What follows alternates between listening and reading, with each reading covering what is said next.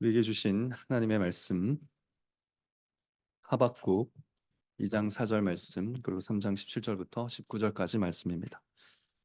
하박국 2장 4절 그리고 3장 17절부터 19절까지 말씀입니다.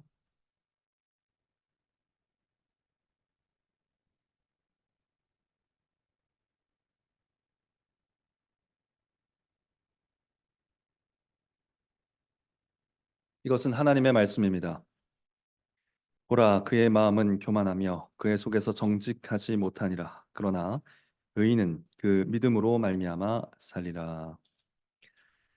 3장 17절부터 읽겠습니다.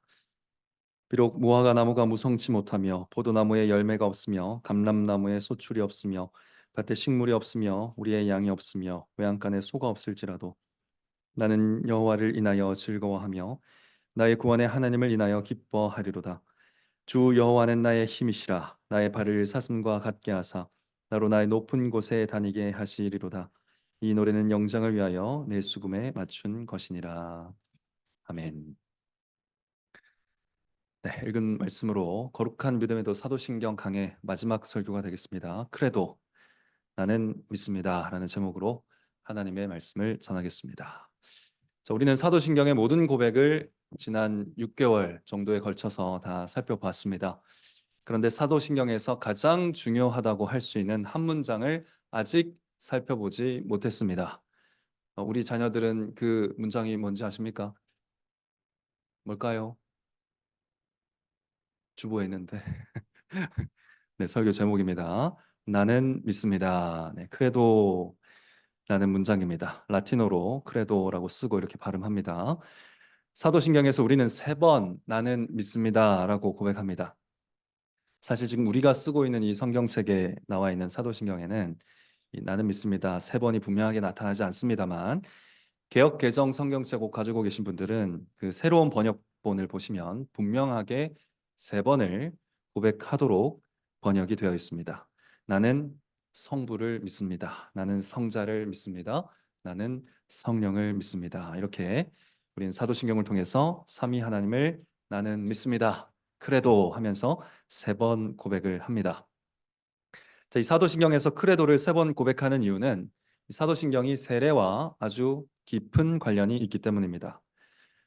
옛날 오래전에 있던 고대 교회에서 세례를 줄 때 어떻게 줬느냐? 세례 받는 날 목사가 세례 받는 사람에게 이렇게 물어봅니다. 당신은 성부 하나님을 믿습니까? 그러면 뭐라고 대답했을까요? 크레도라고 대답했죠. 나는 믿습니다. 이렇게 대답했습니다. 이 나는 믿습니다는 뭘 믿는다는 거죠, 근데?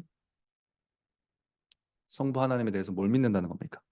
전능하사 천지를 지으신 하나님 아버지이심을 내가 믿습니다. 이런 내용입니다. 그래서 나는 믿습니다라고 고백을 하죠. 그러면 물에 푹 담갔다가 꺼냅니다.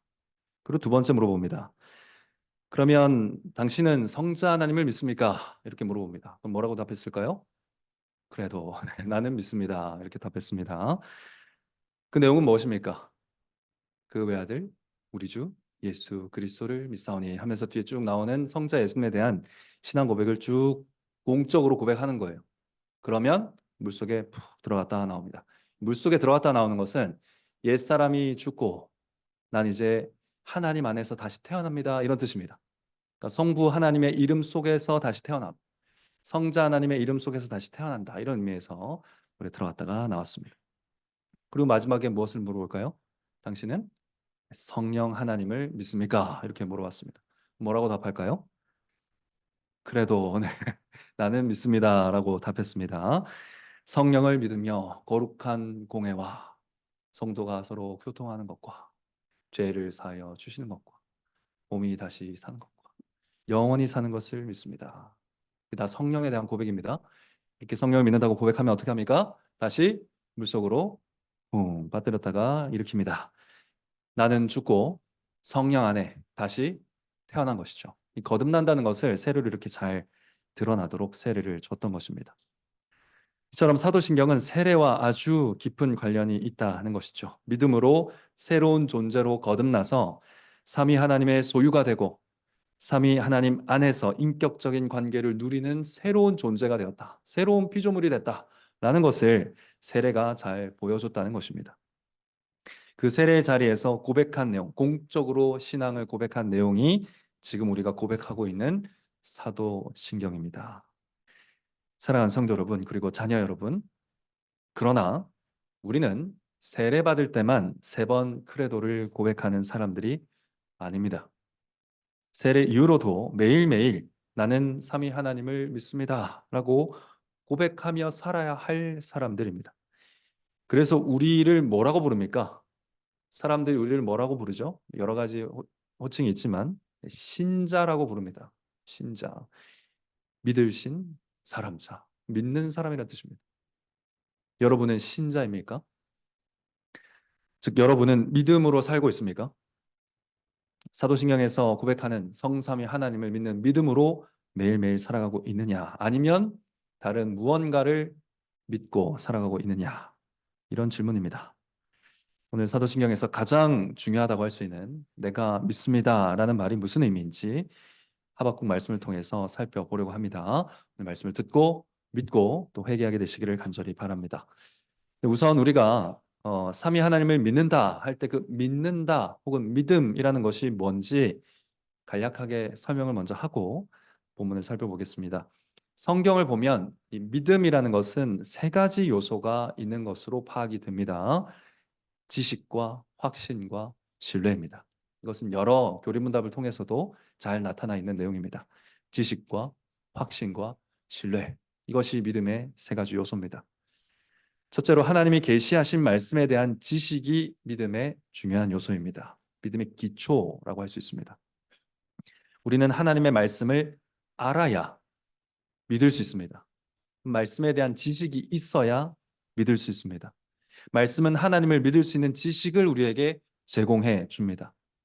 예를 들어서 큰 성 여리고를 6일 동안 매일 한 번씩 돌고 제7일째 되는 날 7번을 돌면 성이 무너질 것이다. 이 말에 대해서 무슨 지식을 근거로 이 말을 믿겠습니까? 무슨 지식을 근거로 이 말을 믿을까요? 사람의 머리에서 나오는 지식, 상식, 과학적인 지식으로는, 이성으로는 말이 안 되는 일이었습니다. 그러나 이것이 하나님의 말씀이었기 때문에, 하나님의 말씀이 믿을 수 있는 지식을 제공했기 때문에 이스라엘 백성이, 또 여호수아가 그 말씀을 믿고 그것을 근거로, 증거로 삼아서 믿고 나아갔던 것입니다. 하나님이 말씀하셨다. 그 말씀 자체가 믿음의 증거가 되어서 성을 돈 것이죠. 그 결과 어떻게 됐습니까? 여리고성이 무너졌습니다. 여호수아뿐 아니라 수많은 이 성경에 나오는 하나님의 모든 사람들이 한결같이 하나님의 말씀에 대한 지식을 붙듭니다. 하나님의 말씀에서 알 수 있는 내용을 붙들어요. 그리고 행동합니다. 말씀에 대한 지식은 이 믿음의 기초다라고 할 수 있겠습니다. 확실한 지식이라고 하이델베르크 교리문답이 말하고 있죠. 이 두 번째, 믿음의 두 번째 요소는 그 계시된 지식이 옳다라는 동의이자 확신입니다. 네, 이해되시죠? 첫 번째는 그 말씀에 대한 지식 그 자체를 얘기하는 것이고, 두 번째는 동의이자 확신입니다. 그럼 말씀을 알고만 있다고 믿음이 있다고 하지는 않아요. 여러분들이 성경을 펼쳐서 어떤 내용에 대해서 알고 있다고 당신은 믿음이 있습니다 이렇게 말하지 않습니다. 알고 있는 하나님의 말씀에 적극적으로 동의하고요. 그래, 맞아, 이게 옳지 하면서 확신하는 것이 믿음입니다. 여호수아와 이스라엘 백성들이 하나님의 말씀대로 될 거라는 확신이 있었기에, 또 그 말씀에 동의했기 때문에 매일 나가서 여리고성을 돌았던 것이죠. 그러나 말씀을 단지 알고 단지 동의할 뿐, 그러니까 말씀을 알고 단지 확신할 뿐, 그 이상 나아가지 않는다면 그 믿음이 구원을 얻게 하는가? 그렇진 않아요. 말씀을 알고 확신이 있다고 해서 구원을 얻는가? 그렇지 않다는 거예요. 야고보서 2장 19절 말씀은 귀신도 일종의 믿음이 있다고 가르쳐주고 있습니다. 귀신도 말씀에 대한 지식이 있고, 귀신도 하나님이 한 분뿐이라는 확신 가운데 두려워서 떱니다. 말씀대로 하나님을 믿고 떨어요. 그런데 귀신이 구원 받습니까? 마귀가 구원 받습니까? 구원 받지 못합니다. 왜 못 받습니까? 마지막 요소가 빠져서 그렇습니다. 바로 믿음의 세 번째 요소인 신뢰입니다. 신뢰는 자기 자신을 드리는 거예요. 내가 알고 확신한 바에 나를 던지는 겁니다. 그것이 신뢰입니다. 내가 알고 확신한 대상에게 나를 내어드리는 헌신, 그것이 바로 신뢰입니다. 내 심장을 드리는 것, 그것이 신뢰입니다. 이 신뢰가 믿음을 비로소 완성시킵니다. 신뢰는 보통 어떻게 드러나는가? 순종으로 드러납니다. 하나님을 신뢰하는 사람은 하나님께 기쁘게 순종합니다. 여호수아와 이스라엘 백성이 공격당할 위험을 무릅쓰고 여리고성을 계속 걸었던 순종이 그 행위가 아니라 신뢰입니다. 믿음이에요. 그들이 순종을 했다고 해서 그 행동을 행위로 보면 안 됩니다. 행위 자체가 믿음의 행위였습니다. 자신들의 구원을 오직 하나님의 말씀에 거는, 그러니까 뭐 활을 쏠 수도 있잖아요. 창을 던질 수도 있지 않습니까? 문 열고 나와서 전쟁할 수도 있잖아요. 다 무릅쓰고 위험을 감수하고 그냥 자기를 던진 거예요. 하나님 그렇게 말씀하셨으니까. 그래서 여리고성을 돈 겁니다. 그 내어 던짐이 믿음입니다. 신뢰고요. 그러니까 지식도 확신도 거기서 머물면 믿음이 아니고요. 신뢰로 나타나야 비로소 참된 믿음이라 할 수 있습니다. 귀신들이 구원을 못 받는 이유는 말씀을 몰라서가 아닙니다. 말씀에 동의하지 않아서도 아닙니다. 귀신도 예수님께 나는 당신이 누구인 줄 아오니 하나님의 거룩한 자니이다. 얼마 전에 함께 말씀 읽기 해서 살펴봤죠. 마가복음 1장 24절 말씀입니다. 말씀에 근거해서 당신이 하나님의 거룩한 자니이다 동의했습니다. 그럼에도 귀신들이 구원받는다? 못 받습니다. 왜냐? 그리스도를 구주와 주님으로 신뢰하지 않기 때문입니다. 귀신들은 예수님께 자기를 내어 던지지 않습니다. 만약 귀신이 예수님을 구주로 신뢰했다면 구원받기 위해 예수님만 의지하고 용서를 구했겠죠. 귀신이 예수님을 주님으로 신뢰했다면 예수님이 쫓아내기 전에 자발적으로 순종해서 나왔을 겁니다. 근데 그렇게 하지 않았습니다. 귀신은 절대 예수님께 용서를 구하거나 순종하지 않습니다. 귀신은 말씀을 알고 동의했지만 그 지식과 확신으로 자기 생각과 행동을 다스리진 않았어요. 알고 확신했지만 그것으로 자기를 다스리진 않았다고. 지식과 확신이 있어도 신뢰가 없었던 겁니다. 그 믿음은 죽은 믿음입니다. 죽은 믿음. 죽은 믿음은 귀신뿐 아니라 사람도 멸망에 빠뜨립니다. 예수님은 주여 주여 하는 자마다 다 천국에 들어갈 것이 아니라 하셨고요. 이어서 이렇게 말씀하셨습니다. 하늘에 계신 내 아버지의 뜻대로 행하는 자라야 들어가리라 하셨습니다. 이 말씀은 행함으로 구원받는다, 행함으로 천국 간다는 얘기가 아닙니다. 그 행함이 어디서 나옵니까? 내 아버지의 뜻을 아는 지식, 내 아버지의 뜻대로 행하는 자라야 천국에 간다고 했습니다. 내 아버지의 뜻을 아는 지식이 있어야겠죠. 그 뜻에 대한 동의가 있어야겠죠. 그리고 그 아버지에 대한 신뢰가 있어야 비로소 행합니다. 행함이 있는 믿음이라는 것이죠. 순종에 이르는 믿음입니다. 사랑으로 아버지께 순종하는 믿음. 이것이 살아있는 믿음이고 우리를 구원하는 믿음이라는 것입니다. 이 살아있는 믿음만이 우리를 살립니다. 살게 합니다. 어떤 상황 속에서도 우리를 살아가게 합니다. 우리 눈으로 보기에는, 육신의 눈으로 보기에는 아무리 괴롭고 어렵고 죽을 것 같은 힘든 일이 닥친다 할지라도, 심지어 하나님이 없는 것 같은 상황이 눈앞에 펼쳐진다 할지라도 그 지옥 같은 상황 속에서도 살아있는 믿음이 우리를 살게 합니다. 살아있는 믿음이 우리를 살게 한다. 오늘 우리가 읽은 말씀이 바로 그 말씀이죠. 하박국 2장 4절에서 하나님이 바로 이 진리를 말씀하고 계십니다. 그러나 의인은 그 믿음으로 말미암아 살리라. 여기 이 믿음이 무슨 믿음인가? 지금부터 살펴볼 텐데요. 미리 말씀드립니다. 하나님을 알고 확신하며 신뢰하는 참된 믿음을 의미하고 있습니다. 그 믿음이 의인을 살게 한다라는 말씀인데, 지금부터 이제 이 말씀을 이해하기 위해서 하박국서에 대해서 잠시 설명을 드리겠습니다. 하박국이라는 책은요, 총 3장, 3장으로 이루어진 예언서죠. 선지서입니다. 이 하박국과 하나님의 대화로 처음부터 끝까지 쭉 이루어집니다. 주고받고 주고받고 대화를 합니다. 이 책의 시작을 보시면 하박국 선지자가 유다 왕국을 보면서 막 한탄을 해요. 유다 왕국의 이 악한 모습을 보고 하나님께 호소하면서 따져 묻습니다. 하나님, 제가 이렇게 호소하고 있지 않습니까? 유다 왕국의 율법을 제대로 지키는 사람이 한 사람도 없습니다. 이 나라가 정의를 완전히 실종했습니다. 권력자들은 공평과 정의를 내다 버렸습니다. 재판관들이 제 멋대로 미친 판결을 합니다. 이 폭력과 이 악함이 가득한 이 사회를 바로 잡아달라고 제가 계속 간구하는데 왜 듣지 않으십니까? 네, 이런 호소를 드립니다. 그러자 하나님이 응답하십니다. 내가 회초리를 준비하고 있다. 유다 왕국의 회초리를 들 것이다. 내가 사나운 백성 갈대아 사람의 군대를 보내서 악을 행한 유다 왕국을 심판할 것이다. 이렇게 대답하십니다. 하나님은 불의한 유다 왕국을 갈대아 사람으로 혼내주겠다. 이렇게 말씀하신 것이죠. 그런데 여러분, 갈대아 사람이 누굴까요? 갈대아 사람. 성경에서 악한 민족으로 대표되는 민족, 바벨론 사람입니다. 바벨론 사람. 바벨론 사람이 갈대아 사람입니다. 그 바벨론 사람을 들어서 하나님의 왕국을 매를 때리겠다 이렇게 말씀하신 거죠. 근데 이것은 하박국이 생각하기에는 좀 건방져 보이지만 실제로 그렇게 생각했어요. 하박국은 선을 넘었다고 생각했습니다. 하나님이. 이건 선 넘으셨다. 아무리 유다 왕국이 타락했다 하더라도 이거는 선을 넘은 것이다. 어떻게 그 악한 그 우상을 섬기는 이방 민족 바벨론 민족을 도구로 들어가지고 이 유다 사람들을 심판할 수 있는가? 이것은 도무지 받아들일 수 없는 내용이었습니다. 그래서 다시 호소합니다.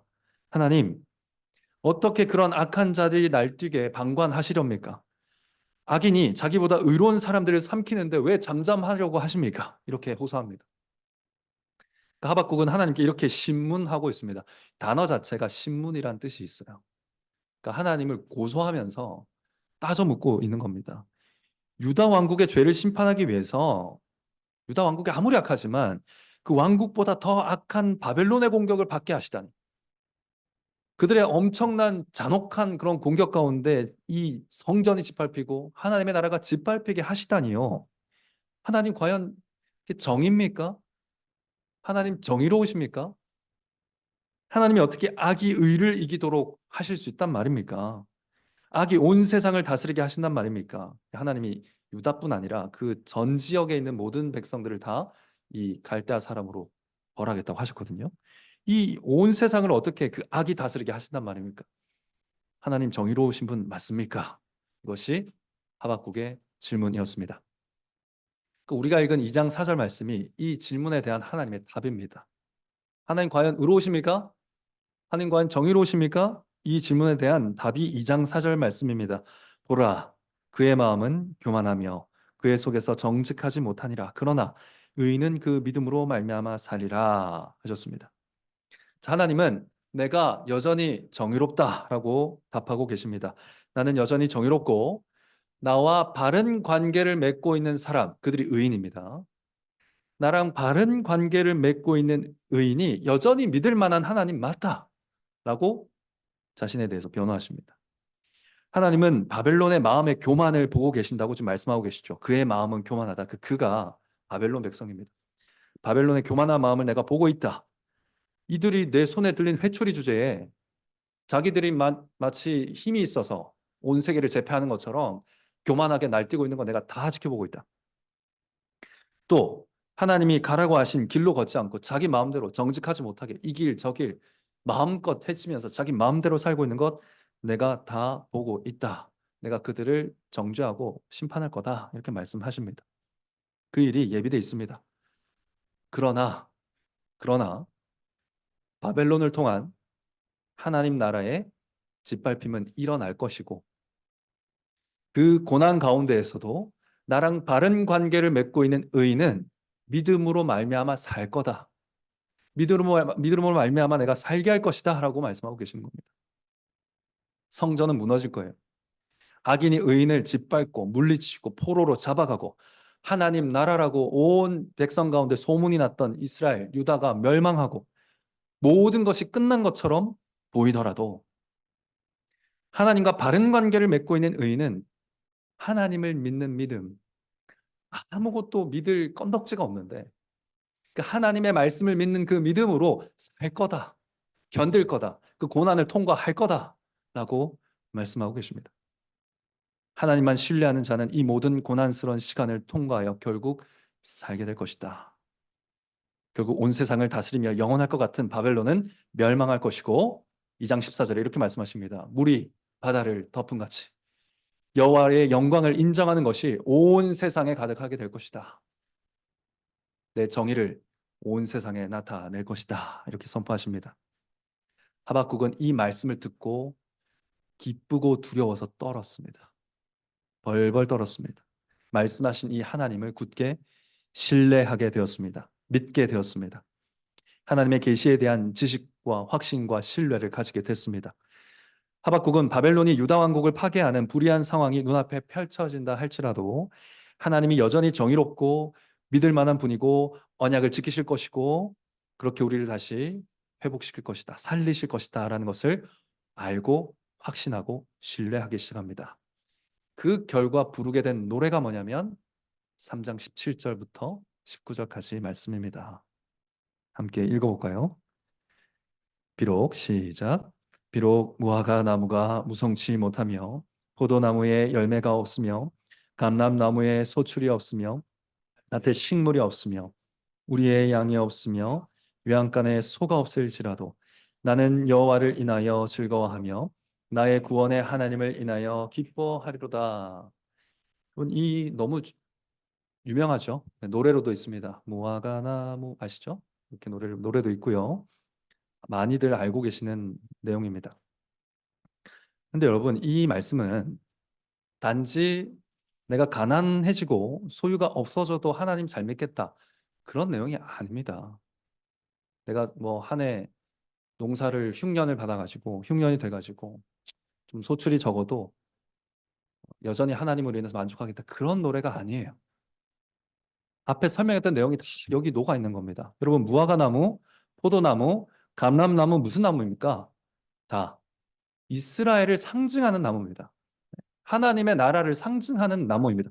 하나님의 나라의 번영을 상징하는 나무라고요. 호세아 9장 10절을 보면 옛적에 내가 이스라엘 만나기를 광야에서 포도를 만난 같이 하였으며 너희 열조 보기를, 조상들을 보기를 무화과 나무에서 처음 맺힌 열매를 본과 같이 하였다. 이렇게 말씀하고 있습니다. 그러니까 하나님의 나라 유다, 이스라엘 백성을 상징하는 나무들입니다. 이 세 가지 나무가 다. 그런데 바벨론이 쳐들어와서 어떤 일을 한다는 겁니까? 하나님 나라 이 무화과 나무가 꽃도 피우지 못하고, 원어를 읽으면 꽃도 피우지 못하고, 포도나무는 열매가 없을 것이다. 꽃을 피우더라도 열매를 맺지 못할 것이고, 감람나무는 이 감람나무 열매에서 나오는 기름을 짜낼 수 없을 것이다. 그 올리브유가 나올 수 없을 것이다. 이런 내용이거든요. 이게 무슨 말입니까? 사람이 다 포로로 잡혀가서 농사질 사람이 없다는 거예요. 농작물을 돌볼 사람이 없이 다 짓밟히고 죽거나 잡혀갈 거란 얘기입니다. 하나님의 나라가 완전 망할 거란 얘기예요. 그러니까 속히 부흥케 하소서라는, 여러분 이 말씀도 아시죠? 그 일이 일어나게 해달라는 얘기예요. 속히 이루시옵소서라고 간구하는 내용이 그 내용입니다. 속히 하나님이 공의를 행하시옵소서. 하나님 나라의 불의에 대해서 심판을 내리시옵소서. 부흥케 하소서가 그런 내용입니다. 그러니까 이 모든 것을 재배해야 될 사람들이 포로로 잡혀가니까 나무가 열매를 맺을 수가 없는 거죠. 기름을 짜낼 사람이 없는 것이고, 꽃을 피워도 열매를 딸 사람, 열매를 맺게 할 사람이 없다는 것입니다. 완전히 망할 것이다. 그럼 뭐라고 합니까? 밭의 식물과 우리의 양과 외양간에 소도 없을 것이다. 이건 또 무슨 말입니까? 뭐 농사가 잘 안 되고 뭐 재앙을 만나서 새끼를 잘 안 낳는데 그런 얘기예요? 그런 얘기가 아니고, 그럼 밭에서 나는 식물, 양, 소도 키울 사람이 없다는 거죠. 돌볼 사람이 없이. 근데 이 세 가지가 뭡니까? 그냥 단순한 양식입니까? 곡식, 양, 소, 뭐죠? 재물이에요. 성전이 무너져 내리고 성전이 파괴되고 제사장 레위인 다 잡혀가고 재물을 돌볼 사람도 없어가지고 재물도 다 사라져버린다. 하나님을 예배했던 흔적조차 없어질 거란 얘기입니다. 완전히 망할 거란 얘기예요. 하나님이 여기 계신가? 의심할 수밖에 없는 상황이 펼쳐질 거란 얘기입니다. 그러나 하박국 선지자 뭐라고 노래할 거라고 합니까? 나는 여호와로 인하여 즐거워하겠다. 나는 여호와로 인해서 즐거워하겠다. 원어의 의미를 좀 살면 여호와 안에서 즐거워하겠다. 나의 구원의 하나님 안에서 기뻐하겠다. 이렇게 찬송하고 있습니다. 나는 당신이 나의 구원자이심을 여전히 신뢰하겠습니다. 믿을 만한 눈의 증거는 아무것도 없지만 말씀하신 하나님을 그냥 붙들겠습니다. 그렇게 지금 고백하고 있는 거예요. 하나님을 믿음으로 살아내겠습니다. 하나님의 왕국인 유다의 멸망을 코앞에 두고 있지만 여전히 하나님이 언약에 신실하신 분임을 내가 믿겠습니다. 신뢰하겠습니다. 모든 고난의 시간을 통과하겠습니다. 믿음으로 살겠습니다. 이런 내용입니다. 그러니까 믿음으로 살리라 그 말씀을 그대로 믿고 믿음으로 살겠습니다라고 고백하고 있는 거예요. 육신의 눈으로 보기에는 하나님이 없다 할 수 있는 상황이 펼쳐지겠지만 믿음의 눈으로 하나님의 말씀을 신뢰하면서 그 말씀에 나를 다 내어 던지면서 즐거워하겠다고 노래하고 있는 내용이 오늘 본문입니다. 사랑하는 성도 여러분, 이것이 믿음입니다. 신자는 이렇게 삽니다.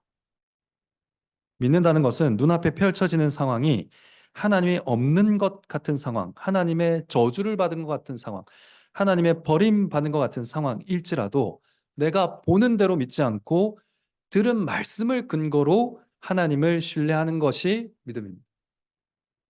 아무 좋은 것 없어도 하나님이 아무 복 안 주셔도 말씀대로 하나님을 신뢰하는 자가 의인입니다. 그래서 의인은 믿음으로 말미암아 죽지 않고 살 것이고요. 죽어도 다시 살 것입니다. 그런데 여러분, 궁극적으로 이 의인이 누굽니까? 여러분, 이 의인이 누구세요? 하나님이 떠나버린 것 같은, 하나님의 정의가 다 사라진 것 같은 재판을 통과하시고 하나님이 떠난 것 같은 그 모든 상황 속에서 끝까지 하나님을 신뢰해서 그 말씀에 순종함으로 자기를 다 내어 던지신 이 의인이 누굽니까? 예수 그리스도시죠. 여러분, 처참하게 죽으면서도 하나님을 믿었던, 끝까지 하나님을 신뢰하며 순종했던 이 궁극적인 의인이 바로 예수님이십니다. 믿음으로 말미암아 살아난 의인, 바로 예수님이십니다. 십자가에 달린 예수님이 바로 하나님이 떠나버린 성전이었습니다. 예수님이 나의 하나님, 나의 하나님, 어찌하여 나를 버리십니까? 아무리 외쳐도 침묵만 맴돌았습니다. 거기 하나님이 있다고 믿을 수가 없었죠. 그런 상황이었습니다. 그 예수님이 꽃이 없는 무화과 나무였고요. 열매 없는 포도나무셨고요. 소출이 없는 감람나무 같이 십자가에 매달려 계셨습니다.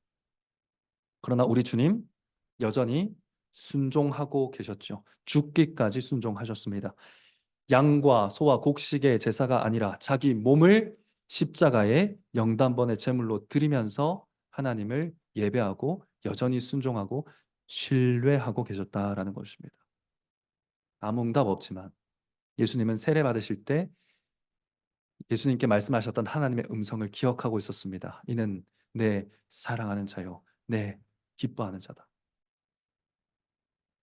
아무 소리 안 들릴 때 하나님께 들은 그 말씀 의지해서 끝까지 죽으셨던 것입니다. 그리고 믿음으로 말미암아 산 것이죠. 부활하신 것입니다. 하늘 아버지께서는 믿음으로 세례를 받고 그리스도와 연합한 우리들에게도 예수님께 들려주신 말씀을 똑같이 들려주십니다. 우리에게도 너는 내 사랑하는 아들이요, 딸이요, 내 기뻐하는 자다 말씀하시죠. 세례 자리에서 그렇게 말씀하십니다. 삼위 하나님과 깊은 관계를 누리게 하시고 바른 관계 속에 놓이게 하시고 삼위 하나님을 신뢰하는 삶을 살 수 있도록 전폭적으로 지원하겠다고, 돕겠다고 약속하신 것입니다. 그러므로 우리가 성부와 성자와 성령, 사도신경에서 고백한 삼위 하나님을 믿는다고 고백했다면 그 하나님을 계속 신뢰하면서 또한 살아야 한다는 것을 기억하시기 바랍니다. 세 가지를 적용하고 마치겠습니다. 우리가 세례를 통해서 성부 하나님 안에서 다시 태어날 때 하나님은 우리를 자녀라고 부르셨습니다. 너는 내 자녀다. 이후로 우리는 무슨 일이 있어도 어떤 일이 있어도 하나님을 우리 아버지로 믿고 신뢰하며 살 수 있게 되었습니다. 내 눈으로 보기에는 하나님이 내 아버지 같지 않고 내 눈에 펼쳐지는 상황은 하나님이 나를 사랑하는 자녀로 대하지 않는 것 같이 보일지라도 우리는 내 눈에 보이는 것을 믿는 게 아니라 뭘 믿어야겠습니까?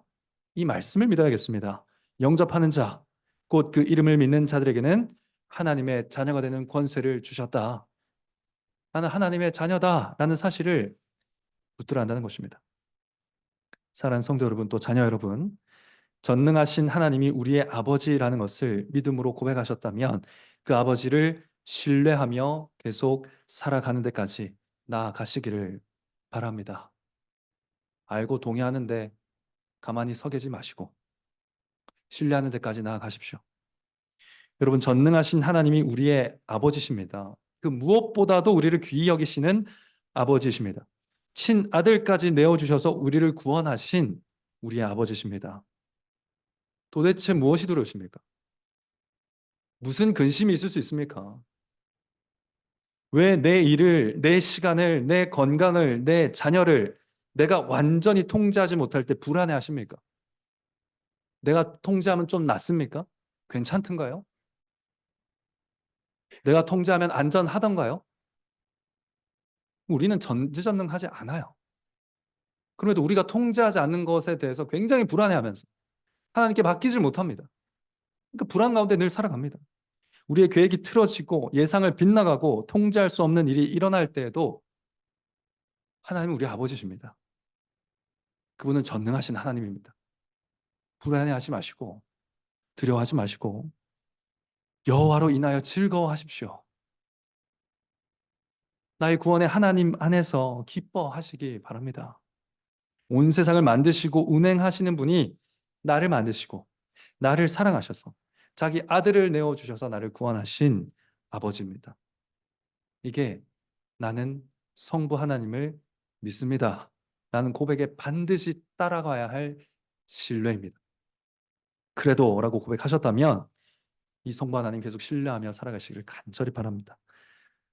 둘째로 우리가 세례받고 성자 하나님 안에서 다시 태어났을 때 하나님은 우리를 의인이라고 부르셨습니다. 이후로 우리는 무슨 일이 있더라도 예수님을 우리의 구주와 주님으로 신뢰하며 살아가게 되었습니다. 우리는 내 눈이 보기에는 나를 의롭다, 나를 구원할 만한 그것이 돈이나 성공이나 명예나 지식, 힘인 것처럼 보이더라도 우리는 내 눈의 판단이 아니라 이 말씀을 믿으며 살아갈 수 있게 됐다는 겁니다. 모든 사람이 죄를 범하였으며 하나님의 영광에 이르지 못하더니 그리스도 예수 안에 있는 구속으로 말미암아 하나님의 은혜로 값없이 의롭다 하심을 얻은 자 되었느니라. 아멘입니까? 사랑하는 성도 여러분, 그리스도만 나를 구원하실 유일한 주님이심을 믿는다고 고백하셨다면 그분을 나의 유일한 구주와 주님으로 신뢰하는 데까지 나아가시기 바랍니다. 온 세상이 구세주를 광고합니다. 온 세상이 구원을 광고해요. 이 영상이 당신을 지루하면서 구원할 겁니다. 이 공부가 당신을 가난해서 구원할 겁니다. 이 화장품이 당신을, 이 옷이 당신을, 이 집이, 이 직업이, 이 사업이 당신을 그 지경에서 구원해낼 겁니다. 라고 온 세상이 광고합니다. 여러분, 약장사에게 또 속아서 되겠습니까? 그건 옛날 옛적에 화폐로 조개 껍데기를 썼어요. 조개 껍데기를 화폐로 사용할 때는 이 조개 껍데기가 우리를 구원할 겁니다 라고 다 광고했을 거예요. 이 조개 껍데기를 가져야, 이 조개 껍데기를 쌓아놔야 여러분은 구원 얻는 겁니다 라고 서로 홍보하고 광고하고 빼앗기도 하고 그것 때문에 막 열등감 느끼고 그거 많다고 막 자랑하고 그랬겠죠. 지금 우리가 가진 것들이 조개 껍데기 아닙니까? 조개 껍데기 아니에요. 먼 훗날 조개 껍데기처럼 쌓여있게 될 것들에 마음 다 뺏기고 살고 있지는 않습니까? 남들보다 조개 껍데기 많이 가졌다고 자랑하는 인생 아닙니까? 조개 껍데기가 적다고 우울해하는 인생은 아닙니까? 사랑하는 성도 여러분, 우리의 구원은요, 그런 조개 껍데기 가지고 살 수 없는 거예요. 은이나 금같이 없어질 것으로 된 것이 아니요, 그리스도의 보배로운 피로 된 것이라 했습니다. 우리는 그런 구원을 예수님께 받았습니다. 없어질 조개 껍데기를 마치 나의 구원인 것처럼 여기고 살지 마시기 바랍니다. 진짜 보배로운 보혈을 흘려주신 여호와로 인해서 즐거워하시고 구원의 하나님 그리스도 예수로 인해서 기뻐하면서 영원한 것들을 남기세요. 영원히 남을 것들을 남기시라고. 믿음, 소망, 사랑은 영원히 남는다 그랬습니다. 믿음, 소망, 사랑은 영원히 남아요. 여러분 경제 공부하듯이 믿음, 소망, 사랑에 대해서 연구하고 있습니까? 투자 공부하듯이 공부하고 있습니까? 그것들은 다 조개 껍데기예요. 영원히 남을 건 믿음과 소망과 사랑입니다. 믿음, 소망, 사랑에 대해서 무지한 사람은 영원히 가난한 사람이 됩니다. 이것을 꼭 기억하시기 바랍니다. 나는 성자를 믿습니다. 크레도라고 고백하셨다면 그분을 우리의 구주로 매일 신뢰하면서 순종하며 살아가게 되시길 간절히 바랍니다. 또 우리가 세례를 받고 성령 하나님 안에서 다시 태어날 때 하나님은 우리를 성령의 전이라고 부르십니다. 이후로 우리는 성령님만이 나를 거룩하게 하시는 보혜사라고 믿고 신뢰하며 살아갈 수 있게 되었습니다. 내 눈으로 보기에는 나를 거룩하게 만들 수 있는 것이 내 자신이라고 착각할 수 있습니다. 내가 나를 거룩하게 만드는 거지. 나의 노력이 나를 거룩하게 만드는 거지. 그렇게 우리 눈엔 보이지만 우리는 내 눈의 판단이 아니라 이 말씀을 믿습니다. 주 예수 그리스도의 이름과 우리 하나님의 성령 안에서 씻음과 거룩함과 의롭다 하심을 얻었느니라. 성령 안에서 얻는 거예요. 사랑하는 성도와 또 자녀 여러분, 성령님이 우리의 보혜사라는 것을 믿음으로 고백하셨다면 보혜사 성령님을 신뢰하는 삶까지 나아가셔야 됩니다. 여러분 죄에서 멀어지고 점점 거룩해지기 위해서 성령님이 정하신 방법이 있어요. 그것을 이루실 수 있는 유일한 분이 정하신 방법이 있습니다. 성령님이 진리로 여러분을 거룩하게 하십니다. 그런데 우리는 성령님을 믿지 않는 자처럼 진리의 말씀과 멀리 삽니다. 설교를 통해서 여러분을 새롭게 하시려는데 부지런한 태도와 준비된 마음과 기도 없이 설교에 주의를 기울이지 않고 듣거나 한 주간 동안 기억하지 않고 살아가고 있지는 않습니까? 성령님께서 기도 가운데 우리의 거룩함을 도우시려고 하시는데 마치 성령님을 믿지 않는 사람처럼 기도하지 않고 있지는 않습니까? 성령님이 이 성찬상에서 우리의 믿음을 강화시키려고 하시는데 성찬에 믿음으로 참여하지 않고 소홀하게 대하고 있지는 않습니까? 여러분 우리는 거룩해지는 일에 있어서 성령님의 전적인 도움이 필요합니다. 성화는 100% 성령님의 은혜입니다. 그대로 말미암아 거룩해진 자가 거룩하게 사는 거예요. 성령님이 하실 일입니다. 그러면 성령님의 뜻을 따라야죠. 신뢰하고 따라가야 됩니다. 믿고 신뢰하며 우리의 보혜사를 따라 살아가는 여러분 되시기를 간절히 바랍니다. 사랑하는 성도 여러분, 성부, 성자, 성령 삼위 하나님을 나는 믿습니다. 그대로 그래도라고 고백하신 사랑하는 성도 여러분, 계속 삼위 하나님을 신뢰하는 삶을 살아가십시오. 이 삶에는 놀라운 힘이 있습니다. 능력이 있습니다. 하박국 선지자의 마지막 노래를 들어보십시오. 주 여호와는 나의 힘이시라. 주 여호와는 나의 힘이시라. 나의 발을 사슴과 같게 하사 나로 나의 높은 곳에 다니게 하시리로다. 신자의 삶의 힘이 삼위 하나님을 신뢰하면서 나옵니다. 신자의 삶의 힘이 삼위 하나님을 신뢰하면서 나옵니다. 그러니까 고난이 있다고 해서 힘 빠져 산다는 말이 안 맞는 거예요. 고난이 있어도 힘있게 살아갈 수 있는 것이 신자의 삶입니다. 하박국 선지자처럼 씨름하십시오. 말씀 붙들고 하나님께 따져도 됩니다. 허락하셔요. 자녀니까요. 허락하십니다. 주님 어떻게 이런 상황이 있을 수 있습니까? 저에게 말씀을 주십시오. 씨름하십시오. 하박국처럼 말씀과 씨름하여 말씀으로부터 힘을 얻어 살아가시기를 바랍니다. 이것이 성경이 주는 위로입니다. 이것이 기독교가 말하는 위로예요. 고난받으시고 십자가에서 죽으셨으나 부활하신 주님의 삶이 우리의 삶이라는 것이 성경이 우리에게 주는 위로입니다.